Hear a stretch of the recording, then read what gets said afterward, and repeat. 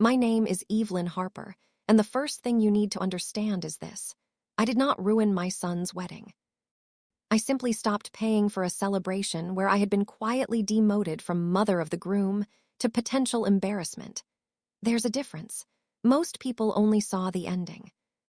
The canceled reservations, the missing honeymoon tickets, the sudden panic 3 days before a $140,000 country club wedding. But endings never arrive alone. They drag years behind them. And if you stay with me long enough, you'll understand why the moment my future daughter-in-law told me I was too small town to stand beside my own son, something inside me finally stopped apologizing for existing. I'm 67 years old. I live in Savannah, Georgia, in the same white colonial house my husband and I bought in 1989 when interest rates were terrifying, and we thought buying curtains counted as financial planning. The porch sags slightly on the left side. The kitchen faucet whistles when it's humid, and every spring, yellow jasmine climbs the fence like it owns the place. I love this house. I loved my husband, too. His name was Richard Harper, though everyone called him Rich, which suited him because he had the rare ability to make even difficult people feel welcomed. He died 6 years ago from pancreatic cancer. Fast, cruelly fast. One October, he was teaching our grandson how to grill salmon properly. By January, I was signing hospice paperwork with hands that would not stop shaking. Grief changes the temperature of your entire life. People tell you time heals things. That's not accurate. Time simply teaches you how to carry pain without dropping every other responsibility in the process. After Richard died, my son Daniel became very attentive for a while. Weekly calls, Sunday dinners, random check-ins. At first I thought, this is what loss does. It pulls families closer. Later I realized something harder. Some people become attentive after a death because they suddenly understand you possess assets. The house, the investments, the life insurance, the retirement accounts, not consciously at first. Not greed exactly, more like awareness, like watching someone notice a door they hadn't previously considered opening. Daniel was 38 when his father died. Successful, handsome, polished in the way expensive men often are. He worked in corporate law in Atlanta and wore watches that looked identical to me but apparently cost more than my first car. Still, he was my son. And mothers are slow to suspicion. That is both our greatest strength and our greatest vulnerability. I first heard Veronica's name 2 years after Richard passed. Daniel called on a Thursday evening. I met someone. His voice had changed slightly. Lighter, performative. The voice men use when they already know they're in love and are waiting for applause. "Tell me everything," I said. Her name was Veronica Hale, 34, event consultant, from Connecticut originally, never married, no children. "She's incredible, Mom." I remember smiling into the phone because happy children, even grown ones, still trigger automatic happiness in decent parents. "When do I meet her?" "Soon," he said. Not soon enough, as it turned out. 3 months later, Daniel brought Veronica to Savannah for Easter weekend.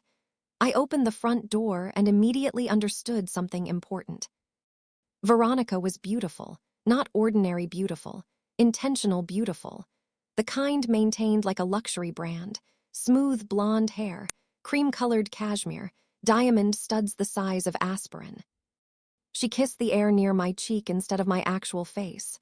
"Mrs. Harper," she said warmly. Not Evelyn, not nice to meet you. Mrs. Harper, a tiny detail. But life-changing relationships often announce themselves through tiny details. Dinner that night should have warned me more clearly than it did. I cooked herb-roasted chicken, mashed potatoes, asparagus, homemade rolls. Veronica barely touched anything. "So much butter," she laughed lightly. I apologized instinctively. That's another thing women my age were trained to do. Apologize for existing in our own kitchens. Daniel laughed too. "Mom still cooks like it's 1997. I laughed with them because that's what mothers do when they feel the first sting of humiliation. We participate in it. That evening, Veronica walked through my house slowly, studying things. Photographs, furniture, bookshelves, not admiring, assessing. "You have such a traditional style," she said finally. It took me a moment to realize traditional was not intended kindly. Later that night, I stood in the kitchen washing dishes while I overheard her whispering to Daniel in the hallway. "She's sweet," Veronica said softly, "but we're going to have to update some things." Update some things. At the time, I assumed she meant curtains. I did not yet understand she meant people. The engagement happened 9 months later at a resort in Napa Valley. Daniel called me crying, actual crying. "She said yes." I cried too. Because no matter how old your child becomes, there is still a part of you permanently living inside their happiness. Veronica called the next morning. "We're thinking spring wedding," she said. And then almost immediately, "It's going to be substantial." Substantial, not beautiful, not meaningful, substantial. That should have warned me too. Planning began quickly. The venue was the Ashton Ridge Country Club outside Atlanta.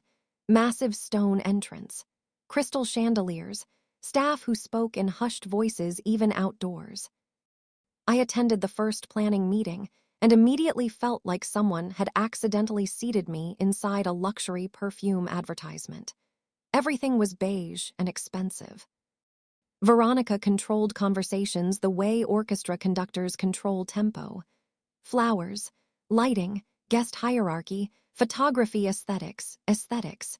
She used that word constantly. I noticed something else too. Every idea I suggested became briefly tolerated before being professionally ignored. "Maybe live jazz during cocktails," I offered once. Veronica smiled tightly. "We're leaning toward something more elevated." Elevated. Apparently saxophones now lived beneath the poverty line. Daniel rarely contradicted her. That hurt more than I expected. Not because I needed agreement, because I recognized surrender. There's a specific expression some men develop when they decide maintaining peace matters more than maintaining honesty. I saw it growing in my son week by week. Still, I contributed, financially and emotionally, because I loved him, and because Richard had always dreamed of seeing Daniel married. The first check I wrote was for $20,000 toward the venue, then another $8,500 for floral installations, then the rehearsal dinner, then transportation for out-of-town guests. Every time I offered help, Veronica accepted instantly, graciously, professionally, like processing invoices. Not once did she say, "That's too much." Not once did she say, "You've already done enough." One afternoon, I drove to Atlanta for a fitting appointment Veronica insisted I attend for coordination purposes. The bridal salon smelled like champagne and anxiety. Women floated around holding pins between their lips.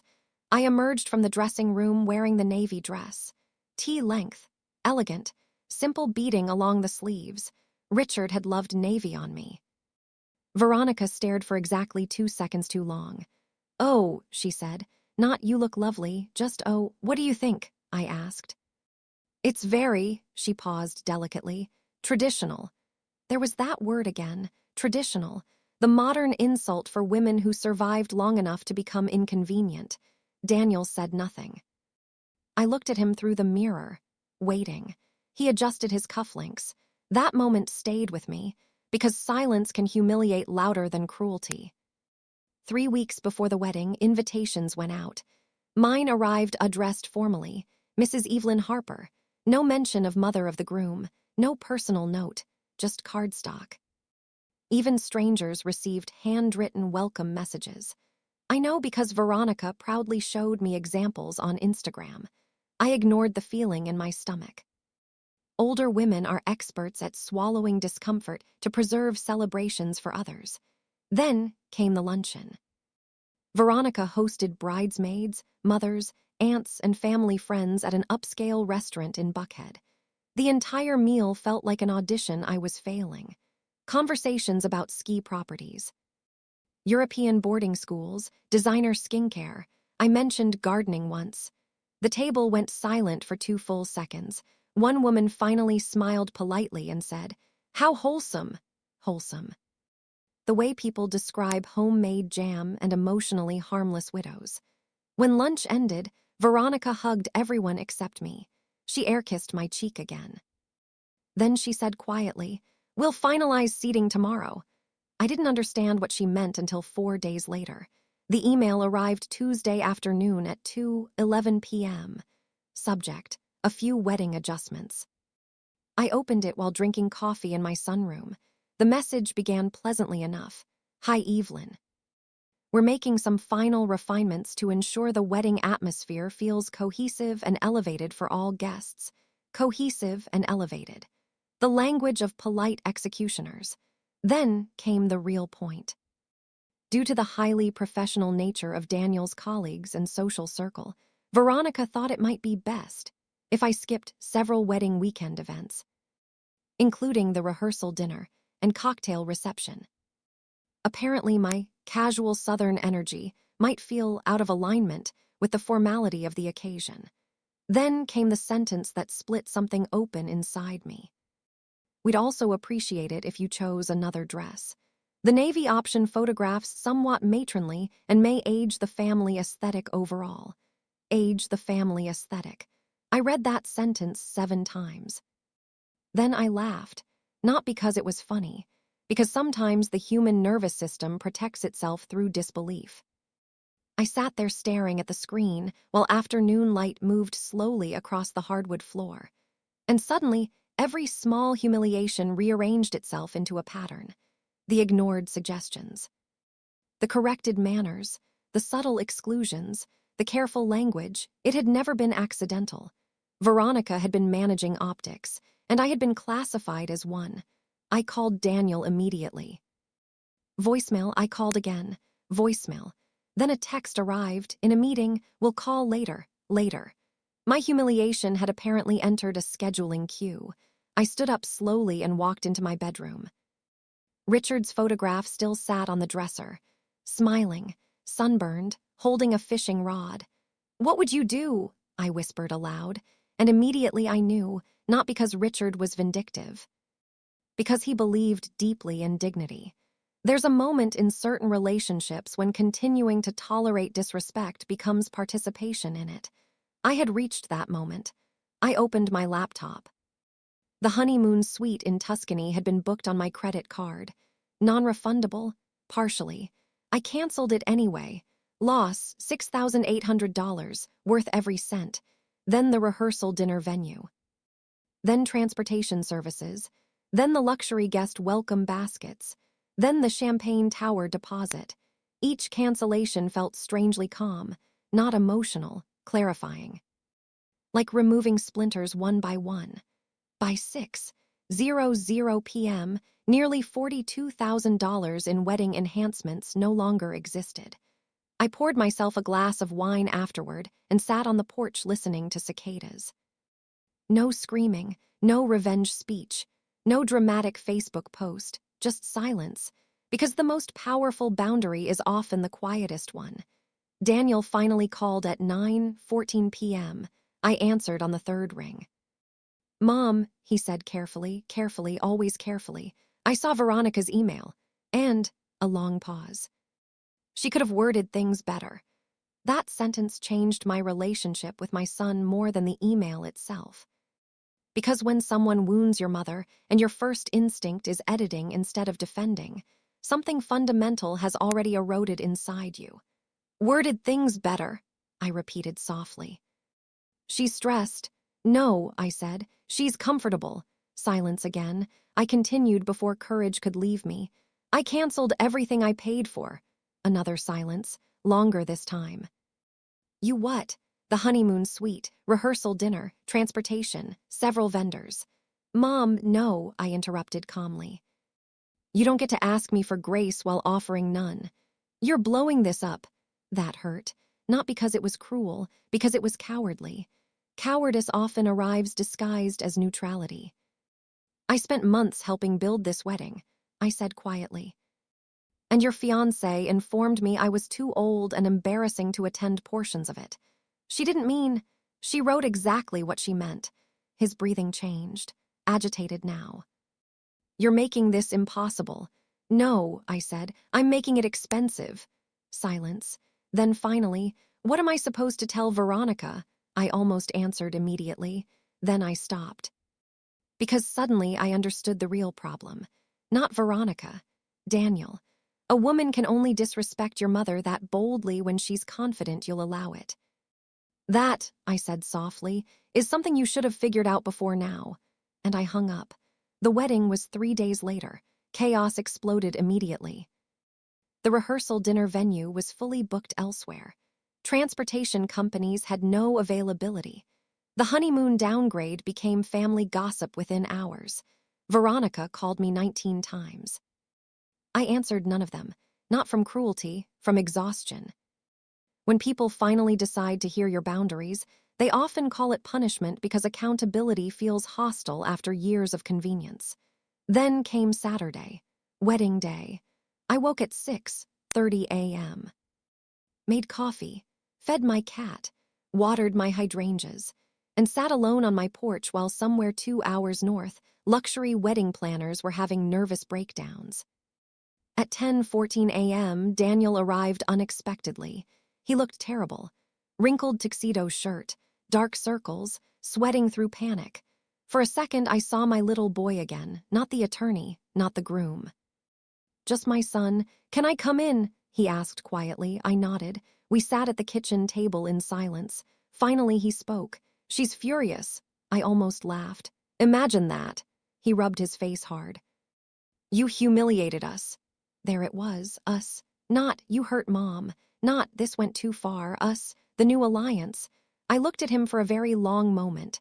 Then I said something I had needed to say for years. Daniel, when your father died, I spent so much energy trying not to become a burden to you that I ignored when I became convenient instead. His eyes lifted slowly. You never asked how I felt reading that email, I continued. You only asked how to fix the wedding. That's not fair. It's exactly fair. He looked down. And suddenly, for the first time in months, he seemed genuinely ashamed. Not defensive. Ashamed. Good. Shame is painful. But sometimes it's the first honest emotion people have experienced in years. You should have defended me before this, I said quietly. I know. And if Richard were alive, his eyes filled immediately. That answered everything. Because my husband would never have allowed that email to exist unanswered. Daniel began crying then, actual crying, soft at first, then harder. I'm trying, he whispered, and there it was. The tragedy beneath all of it. Weakness. Not evil, just weakness left untreated long enough to damage everyone nearby. I reached across the table and held his hand. Because love does not disappear when disappointment arrives. Sometimes they sit beside each other for years. I know you are, I said softly. We sat there a while longer. Finally he asked, Are you coming today? I thought carefully before answering. Yes, I said, but not for the performance. He looked confused. I'm coming because your father would want someone there who remembers who you were before all this. The ceremony began at 5:00 p.m. I wore the navy dress. And when I entered that country club ballroom, conversations visibly shifted. People stared. Not because I looked embarrassing, because I looked unafraid. Veronica's smile nearly cracked when she saw me. Good. Fear belongs to people who weaponize appearances, not people who survive them. During the reception, something unexpected happened. Guests kept approaching me, complimenting the dress, thanking me for raising such a grounded son, telling stories about Richard, real conversations, warm ones, human ones. Meanwhile, Veronica floated through the ballroom like someone, desperately trying to manage a collapsing illusion. Because here is the thing polished people sometimes forget. Authenticity eventually outperforms performance. Always. Late that evening, Kayla, my niece, Daniel's goddaughter, hugged me near the dance floor and whispered, You're everyone's favorite person here. I smiled, not because I needed validation. Because healing sometimes arrives through tiny moments too, just like humiliation does. The marriage survived, by the way, at least so far, but something changed permanently after that wedding. Daniel began calling more. Real calls, long ones, not obligation calls, human ones. And Veronica, she eventually apologized, not immediately, not gracefully, but sincerely enough that I believed she finally understood something important. Money can purchase luxury. Status can purchase access. But neither can purchase the right to diminish people who loved your family before you arrived. I'm 67 now, still living in Savannah, still gardening, still wearing navy, still refusing to apologize for taking up space. And if there's one thing age teaches you, it's this. The people who call you too much, too old, too emotional, or too traditional are often deeply dependent on your willingness to remain small. The moment you stop cooperating with that version of yourself, everything changes.